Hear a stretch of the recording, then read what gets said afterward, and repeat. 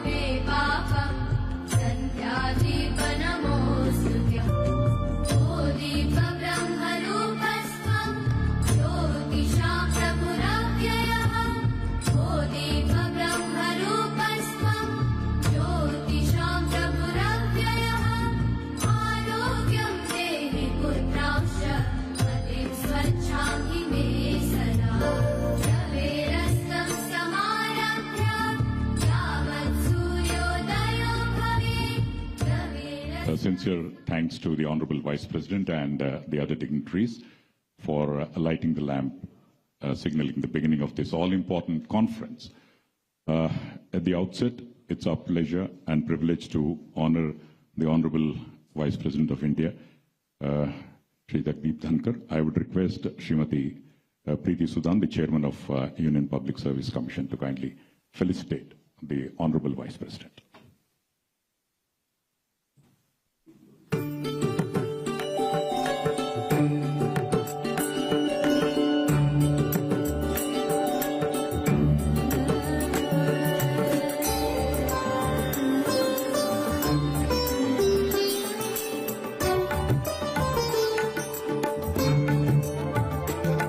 Hearty welcome to you, sir.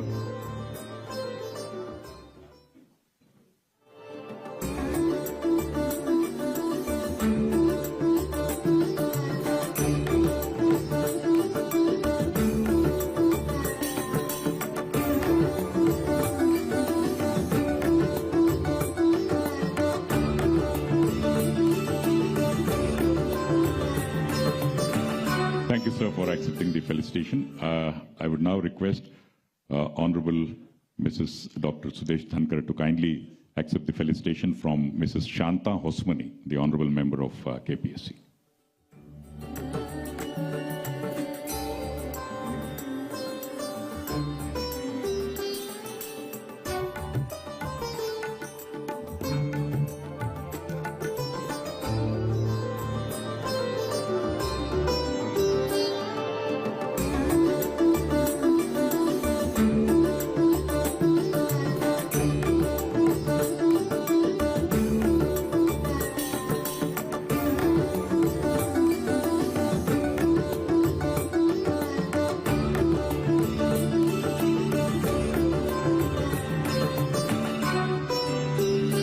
Welcome to you, madam. The traditional Mysore Peta, which signifies the glory of Karnataka.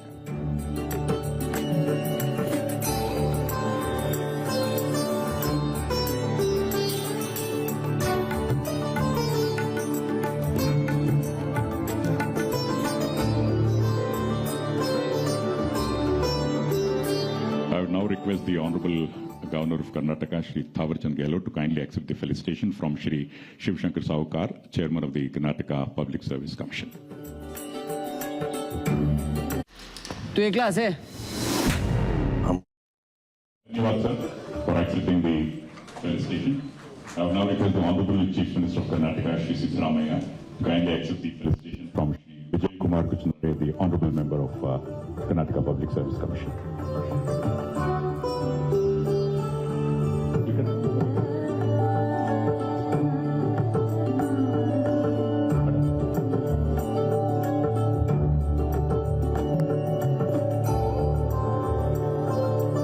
ಮುಖ್ಯಮಂತ್ರಿಗಳಿಗೆ ಹೃತ್ಪೂರ್ವಕ ಸ್ವಾಗತ ಸುಸ್ವಾಗತ.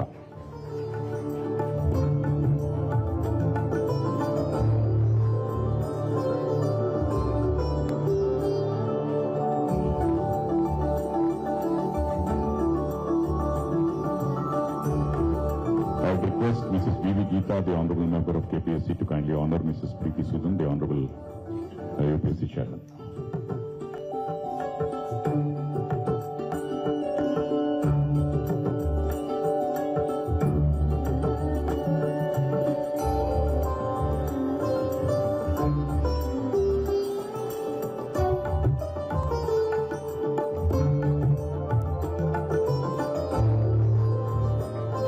Thank you.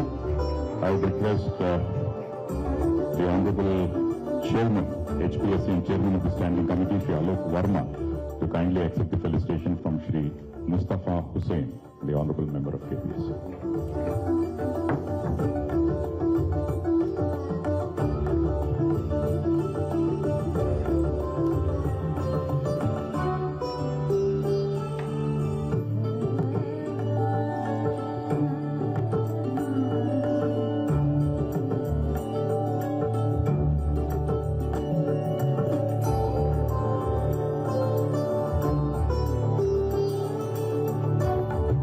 Thank you, sir.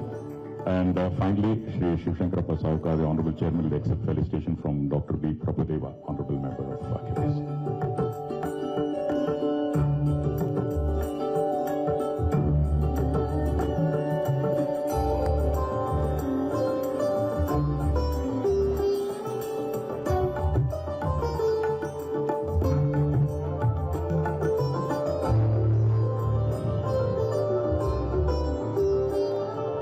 On behalf of the entire team. Dhanyawad, sir.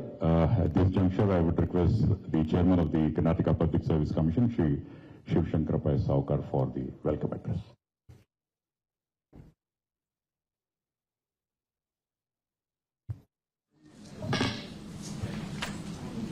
Good morning, everyone.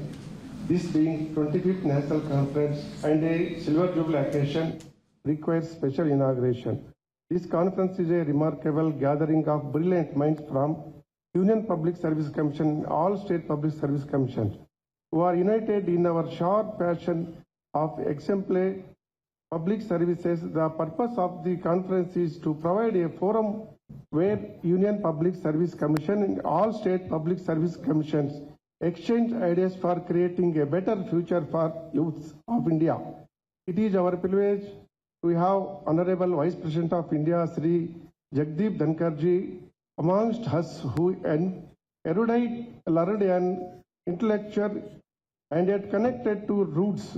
It is my great privilege and honor to welcome Honorable Vice President of India, Sri Dhankhar ji, on behalf of Karnataka Public Service Commission and all the dignitaries present here for the 25th National Conference.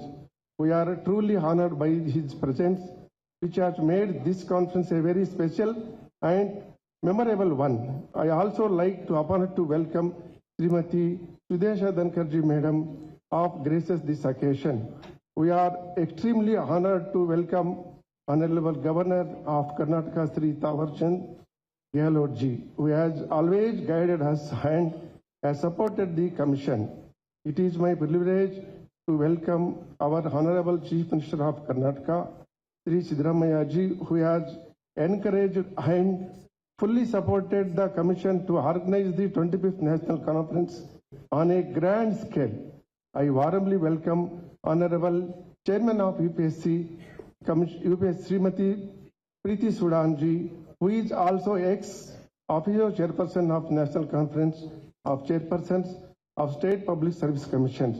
She has been a guided light for a commission in organizing the National Conference with continuous support. I welcome to Sri Alok Vermaji, Honorable Chairman, Haryana Public Service Commission and Chairman of Standing Committee, who is one of the persons responsible for organizing the 25th National Conference in the Bangalore. It is very great privilege to welcome the members of Indian Public Service Commission and chairpersons of all state service commissions who have accepted our invitation and are part of this conference.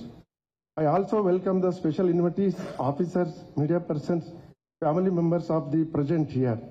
Heartfelt gratitude to everyone for giving me the opportunity to welcome the distinguished guests. Thank you.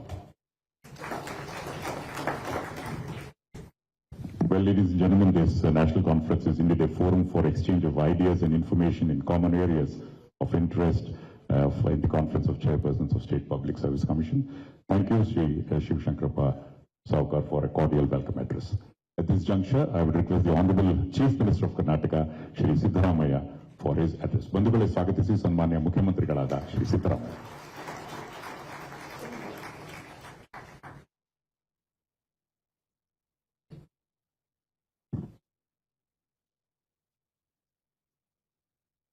Honorable Vice President of India, Sri Jagdeep Dhankhar ji, Srimati Dr. Sudesh Dhankhar ji,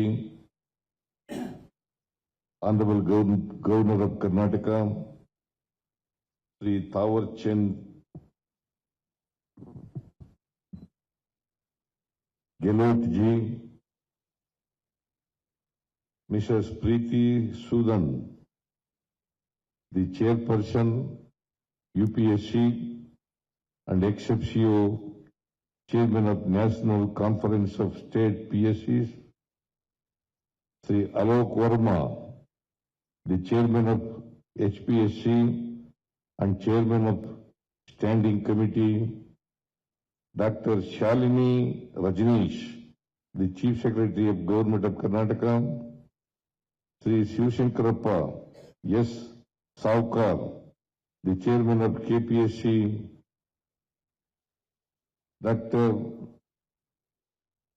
Sri Ramandeep Chaudhary, the Secretary of KPSC, distinguished dignitaries, esteemed chairpersons of State Public Service Commissions, friends from media, ladies and gentlemen, ಎಲ್ಲರಿಗೂ ನಮಸ್ಕಾರ.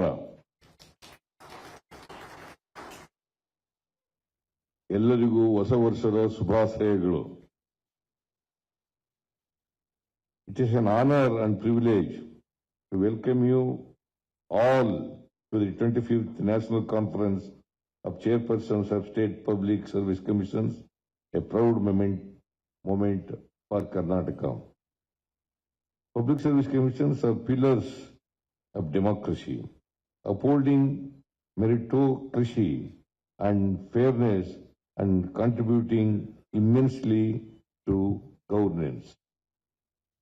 Karnataka has a rich history in public administration, starting with the Mysore Civil Services examination initiated by Diwan Sir K. Shesadri Iyer in 1892. This pioneering step set the foundation for a cadre of distinguished administrators, a legacy Karnataka continues to uphold with pride.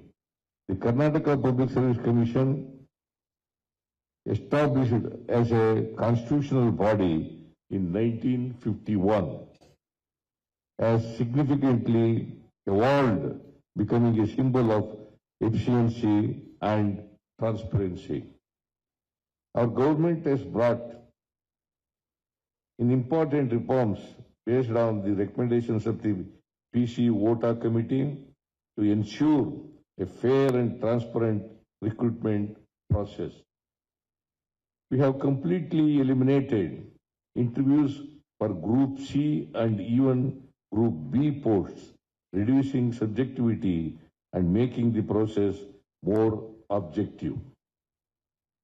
For gazetted probationers exams, we have brought down interview marks to just 25, ensuring a more balanced evaluation. We have also simplified recruitment patterns to make the process fair, transparent, and easier to understand for everyone. We introduced the Karnataka Civil Services Recruitment Rules 2021, which emphasize reducing the personality test weightage and standardizing processes. Tackling challenges such as paper leaks remains a top priority. Implementing robust measures is crucial to ensure transparency and restore public trust. Rising unemployment demands swift recruitment processes with fairness, timely result publication as practiced by UPSC can serve as a model. Addressing the backlog of cases against public service commissions is vital for improving efficiency and reinforcing public confidence. My government is committed to strengthening APSC through additional resources, manpower, and infrastructure. Learning from the best practices of other states and leveraging advanced technologies like artificial intelligence will make recruitment more transparent and corruption-free. Inclusivity in recruitment is a cornerstone of Karnataka's governance, ensuring opportunities for women, youth, and marginalized communities. Reforms such as creating an independent controller of examinations demonstrate our dedication to fair and unbiased recruitment processes. Public service commissions must adapt to the dynamic needs of governance, preparing for future challenges while remaining people-centric. Training civil servants to lead with empathy and purpose is critical to addressing the evolving demands of governance. This conference offers an unparalleled platform for dialogue, collaboration, and knowledge sharing to strengthen our collective efforts. Karnataka reaffirms its commitment to maintaining transparency, efficiency, and accountability in public service recruitment. I extend my heartfelt gratitude to the Honorable Vice President and all participants. Together, let us innovate and build a more equitable and prosperous nation. Thank you all. Jai Hind, Jai Karnataka.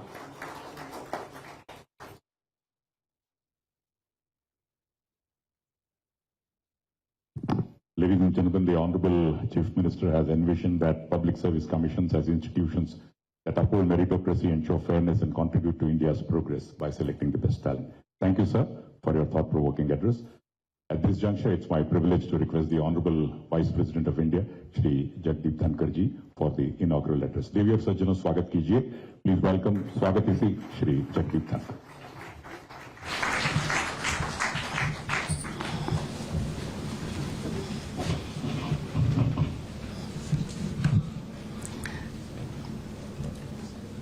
ಎಲ್ಲರಿಗೂ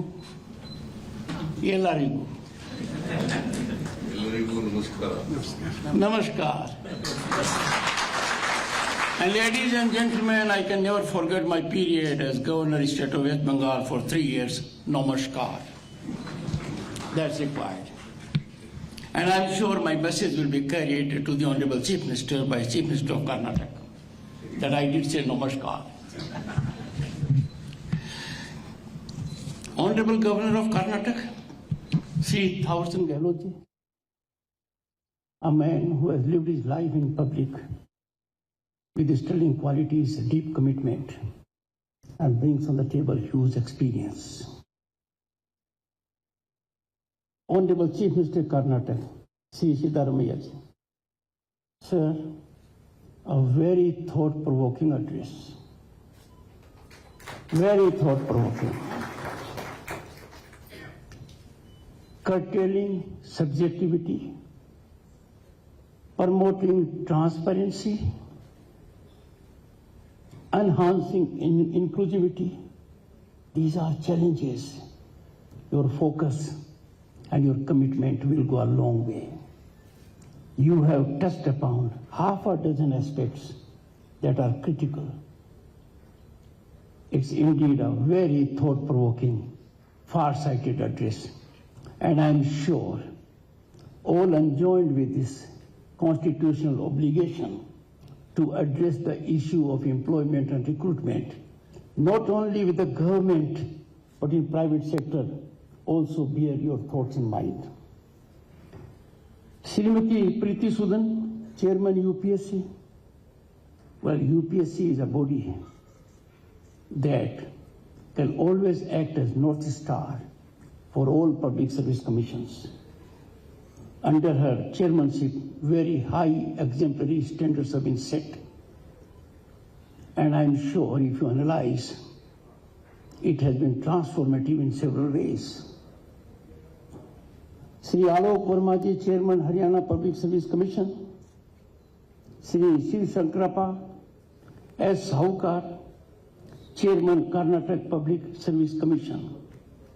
When I look at his surname Sahukar, in Rajasthan it has a meaning. Sahukar is one who is honest, who is transparent, and who is available to you when you are in need of finances. And therefore, coming as I do from a village, Sahukar ko to pranam karna hi padta hai. Distinguished members of the Union Public Service Commission, Chairpersons of State Public Service Commissions, members, distinguished audience, and I must recognize the presence of Head of Bureaucracy in the state, Dr. Shalini Rajneesh, and on the police side, Dr. Alok Mohan, the Chief Secretary and the DGP respectively, and my dear friends. It is indeed an occasion because this is Silver Jubilee celebration in a sense of convergence of people who are enjoined constitutionally with a very solemn task of recruitment to the services that ultimately serve the public at large. This gathering, this convergence, this group, this brainstorming session would certainly, I'm sure, lead to positive results. It will foster coordinated response to our nation evolving and describe, define, and also fructify its socio-economic landscape.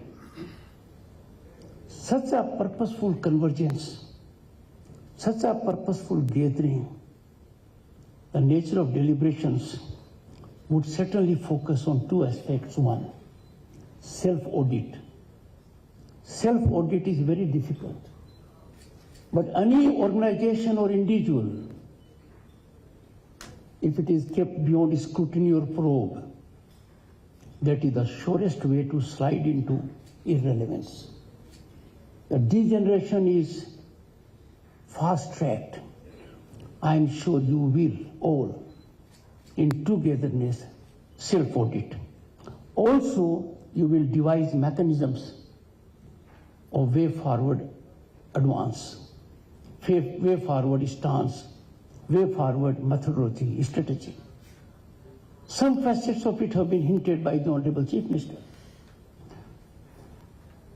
Undoubtedly, public servants constitute, and it was called, there is some doubt about it, but Sardar Patel, the first Home Minister of this country, had called it a steel frame. But I call it a spinal strength of Indian democracy. I have no doubt that our bureaucracy is so talented, it can be transformative, provided it does not suffer hiccups from other agencies.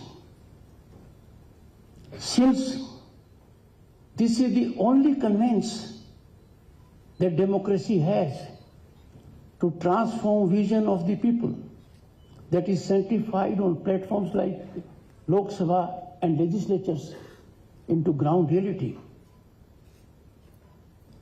this segment has to be only the very best. It cannot afford to be anything but the very best, because you are the architects of administrative edifice. You are guardians enjoined with the task to forge foundation of our nation's present and future. The constitutional framers will allow you to this task, the daunting task, and therefore they created a mechanism. And when the debate took place in the Constituent Assembly, Rajendra Prasad, the chairman of the Constituent Assembly, the first president of India, he had the occasion to reflect, and his vision was very clear, and so clear that it has emerged at the moment as a writing on the wall. What he said, I quote, his vision was independent commissions free from executive influence, because these will guard against jobbery, nepotism and favoritism. Jobbery is nothing but a robbery of meritocracy. Fortunately, there is emergence of an ecosystem at the moment where transparency and accountability are driven by public policies and also by technological penetration. We are realizing something that had eluded us for long: equality before law. Now, these are twin principles of equality before law, transparency and accountability in governance, can get cutting edge only when recruit process to the governmental jobs inspires confidence, inspires credibility. Our nation at the moment, friends, pulses with hope and possibility, but there is a huge pressure of mounting expectations. People have larger idea of expectations. The more you deliver, the more they aspire. That being the situation, the challenge before governance at the state and central level can be met positively in public interest only by having an agency, the public servants, who function 24/7 with sole purpose of serving the public at large, deeply embedded to rule of law. And this demands innovative policies, and therefore we cannot afford in this country to relegate problems to the background. Staggering problems, gradual stagnation contradicts good governance.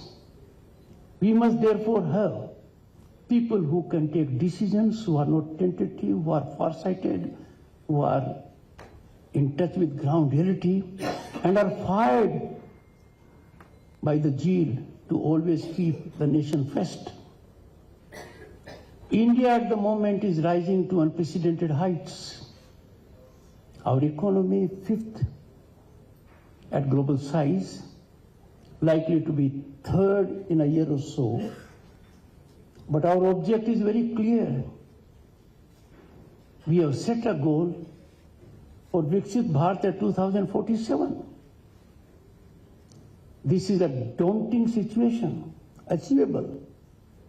But this can be brought about only when we increase per capita income of every individual by 8-fold. A challenge that can be met only with bureaucracy that has input solely premised on merit. They will have to be in mission mode with a passion to execute the agenda of governance to achieve Viksit Bharat at 2047. Public service commissions, therefore, in such a situation play a pivotal role. They can bring about game-changing situations because nothing is more important than having nurtured human resource that is dedicated and capable. We are moving towards an era of harmony, unity and unanimity. That is our civilizational essence, our ethos. Inclusivity, unity in diversity are hallmarks. They are positive for us. We cannot see polarization or divisiveness in such kind of a scenario. The nation created one single national tax regime. I had the occasion to reflect that on the night intervening 14th and 15th August 1947, we had a tryst with destiny. But when GSE was rolled out at midnight, we had a tryst with modernity. The nation is debating, and the debate will throw up, I'm sure, something positive as regards elections. But my emphasis will be that we must work in a fashion rising above partisan interest when it comes to development, when it comes to national interest. We have to keep interest of the nation always uppermost, and from that perspective, all must converge in Parliament and legislatures to enforce transparency and accountability of the government. My firm belief is that if Parliament is not functioning, it is having disturbance. Executive is the gainer, because accountability can't be enforced. And therefore, we have to revisit our thoughts. Constituent Assembly, little less than 3 years and in 18 sessions, worked hard to evolve a constitution we are proud of.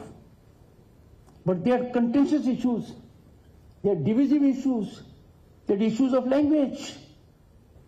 They negotiated all these tough issues against heavy wind, headwind, air pockets, difficult terrain, but by taking recourse to dialogue, debate, discussion, deliberation, consensus. I strongly advocate in national interest that our polity at the moment is too divisive, too polarized. Interaction is not taking place at the premium level in political organizations. When it comes to nation, and when the world is in a transformative phase, it is India's century. That century can be fully fructified for people's gain only when we have calm political atmosphere. We need political fire extinguishers. A political divisiveness, a vitiated political climate is far more dangerous than the climate change menace we are facing. And I am sure, therefore, all it lies in the kind of training we have. If bureaucracy gets ingratiated with the dispensation, or it gets emasculated for reasons, the nation pays a huge price for it. And therefore, it is obligation of public service commissions to balance service morale with bureaucratic expectations. Extensions in service, extensions in any form for a particular post are setback to those who are in line. It defies the logical principle of expectation. We have a doctrine of expectation. People devote decades to be in a particular groove. Extension indicates that some individual is indispensable.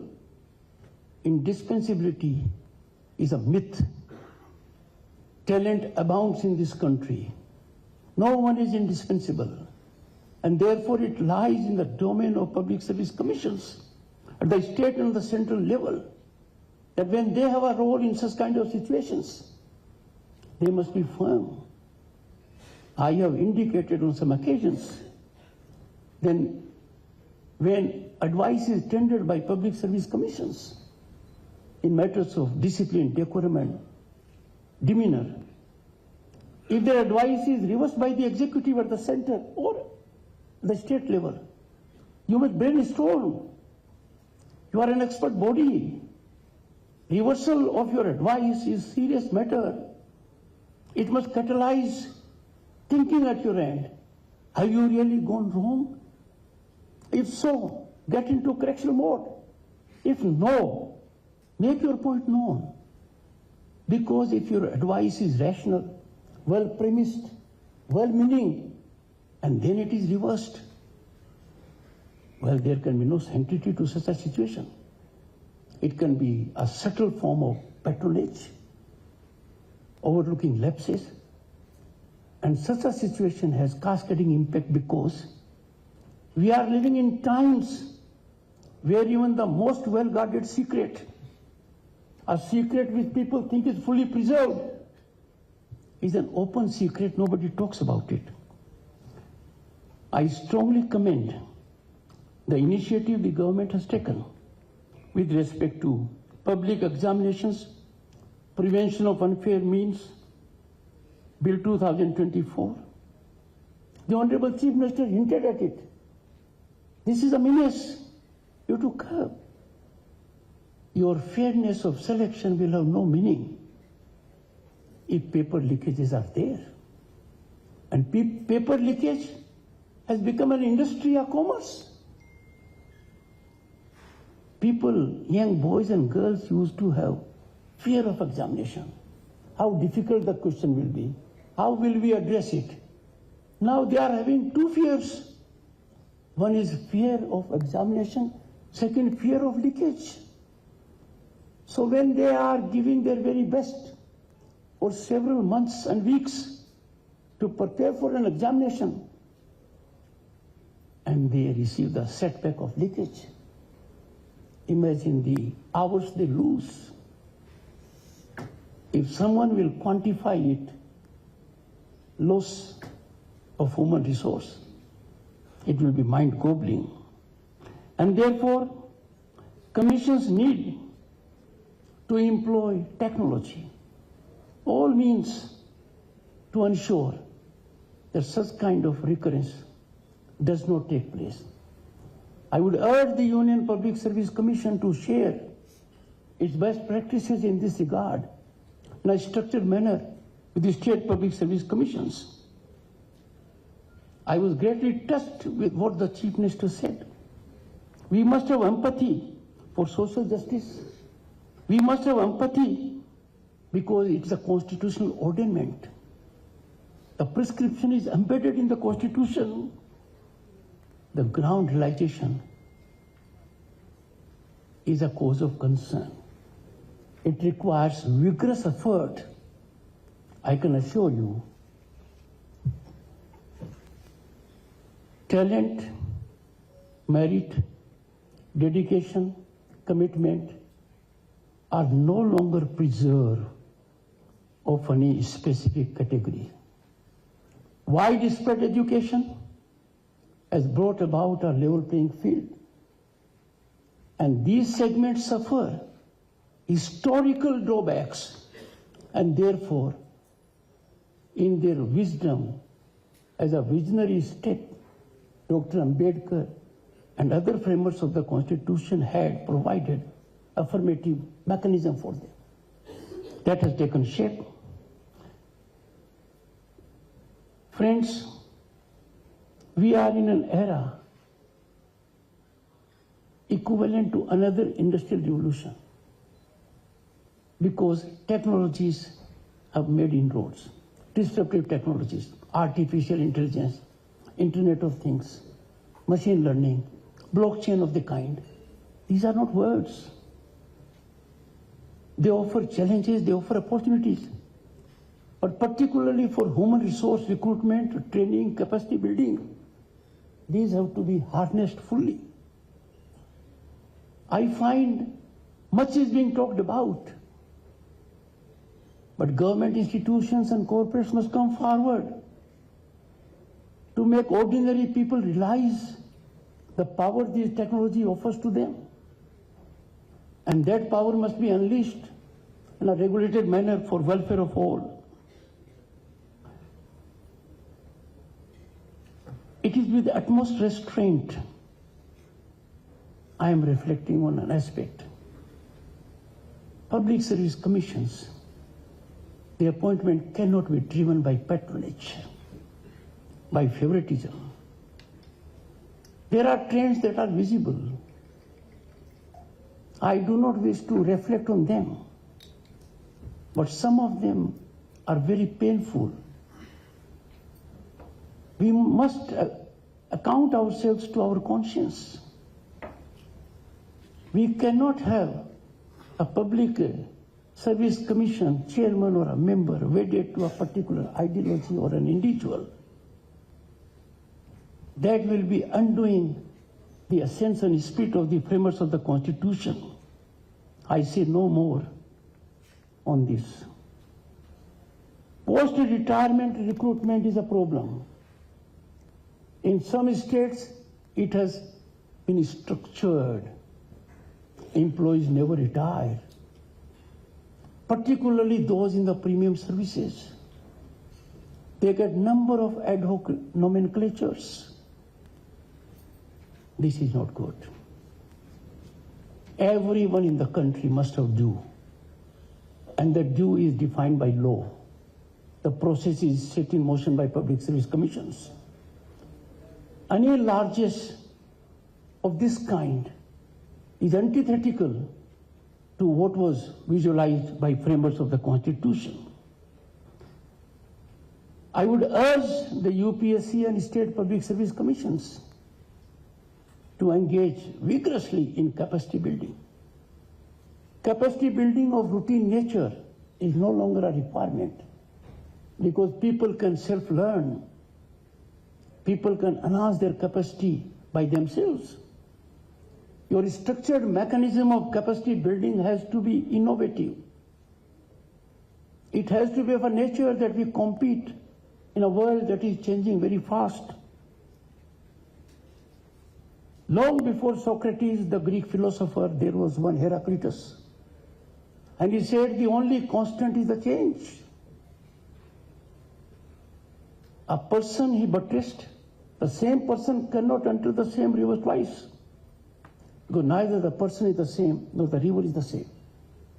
And therefore, the bureaucrats are facing challenges every day. Those who are in prime of their service would have never imagined of renewable energy, solar energy, digitization, technological penetration. They would not have imagined. I became a member of Parliament in 1989. A landline connection, Honorable Chief Minister, 50 connections to a member of Parliament for our power. Does anyone need landline connection now? Then we came with telephone booth, and the minister was accolated. Telephone booth is available, you can talk anytime. Do we find them? In my state, and maybe in your state also, Honorable Chief Minister, in yours also, Honorable Governor, no marriage was good enough if you don't give VCR or VCD. It has disappeared. Where have digital libraries gone? The point I am making is, we are changing too fast. We are changing every moment. We have to keep pace with it. We are on quicksand. We are on quicksand of technology. And right now, we are aspirational. We feel emboldened to tell the world we are not a nation with potential.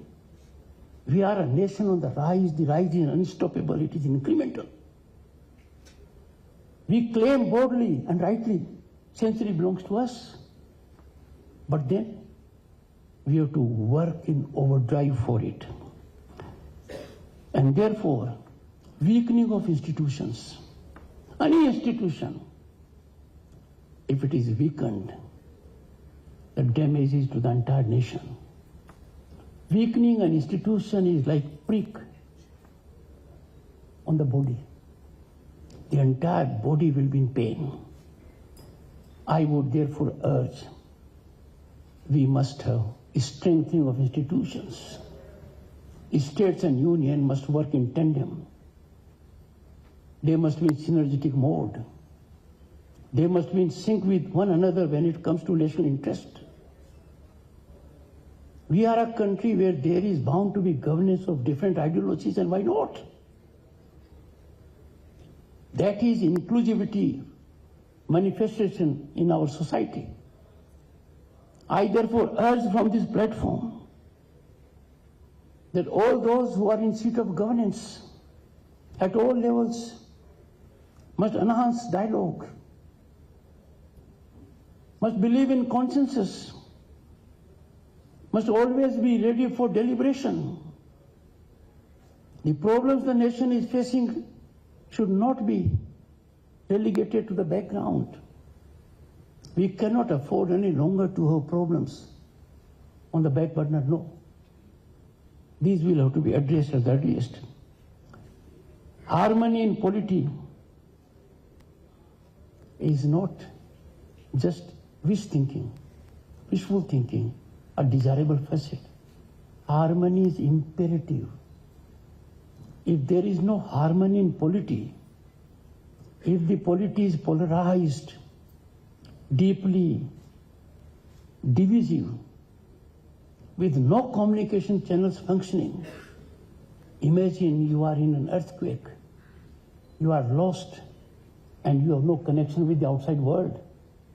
Things will be terrible for you. And therefore I urge senior leadership for all political parties to create an ecosystem and climate that can generate dialogue, discussion, formal, informal. Otherwise, all efforts being taken by public service commissions, all efforts being taken by bureaucracy, the results will be downsized. The results will be a challenge. Consensual approach, discussion is deeply rooted in our civilizational ethos. This is a message we give to the world. Time for us to follow this message for ourselves. Honorable Chief Minister, intellectuals are supposed to guide us. Intellectuals are supposed to be fire extinguishers when there is social disharmony, when there is a problem. I find intellectuals have formed into groups. They sign representations they may not have read. They think signing representation is a password for getting a position if a particular dispensation comes to power. Now look at intellectuals, former bureaucrats, former diplomats. You earned a level of public service which others must emulate. You must be objective in making representations. You cannot create a groove to subserve your interest with change of political alignments. I appeal to them. You are think tank of the country. You are reservoir of talent and experience. Please use it for national good. Friends, I conclude. Heartfelt gratitude to the Honorable Chief Minister Karnataka for having taken initiative to make this conference happen in the capital city of Karnataka. The arrangements I find is excellent. The chairman of Karnataka Public Service Commission has taken initiative, approached me also, has brought about this convergence. But taste, as they say, of the pudding lies in eating. The deliberations over next couple of hours, today and tomorrow, I understand, would be extremely useful. There will be much to take back on your table, and I'm sure you'll get an opportunity to generate a live connect with the Union Public Service Commission and work in a manner that there is so much credibility of institutions of public service commissions that even the private sector seeks to avail the mechanism you evolve. Congratulations to all of you and wishing you a great 2025 and more years to come. Thank you so much.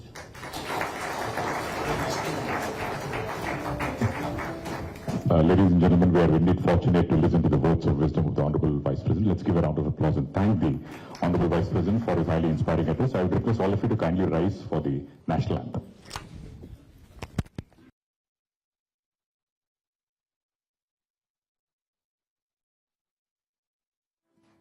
Ladies and gentlemen, we are indeed fortunate to listen to the words of wisdom of the Honorable Vice President. Let's give a round of applause and thank the Honorable Vice President for his highly inspiring address. I would request all of you to kindly rise for the national anthem.